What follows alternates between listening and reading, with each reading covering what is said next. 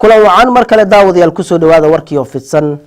madaxweynihii hore dawladda Puntland Dr. Cabdiweli Maxamed Cali Gaas ayaa maanta qasriga madaxtooyada ku soo dhaweeyay madaxweynaha cusub iyo ku-xigeenkiisa sida warbixintan uu ku faahfaahinayo Cabdirasaaq Cabduqaadir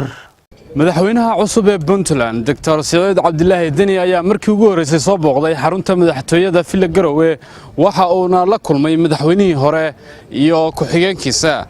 kulan ay albaabadu u xiran yihiin oo warbaahintu dibad joog ka ahayd ayay wada yeesheen madaxweynaha cusub iyo ku-xigeenkiisa iyo madaxweynihii hore iyo ku-xigeenkiisii ma jirin cid warbaahinta faahfaahin dheeraad ah ka siisay waxyaabaha ay ka wada hadleen hase yeeshee xogaha aan helayno ayaa waxa ka mid ah qabanqaabada iyo diyaarinta munaasabadda xil wareejinta madaxweynayaasha cusub sidoo kale waxa ka mid ahaa salaan iyo waliba mahadcelin ay ugu yimaadeen madaxweynihii hore ee Puntland Cabdiweli Maxamed Cali Gaas shalay ayay ahayd markii madaxweynaha Puntland loo doortay Saciid Cabdilaahi Deni halka madaxweyne ku-xigeenkana uu ku guuleystay Axmed Cilmi Cismaan Axmed Kraash dhawaan ayaa la qorsheyn doonaa xafladda xil wareejinta madaxweynaha cusub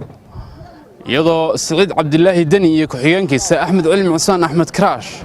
ay halkan ka talin doonaan 5 sano ee soo socota Cabdirasaaq Cabduqaadir Maxamed SBS TV magaalada Garowe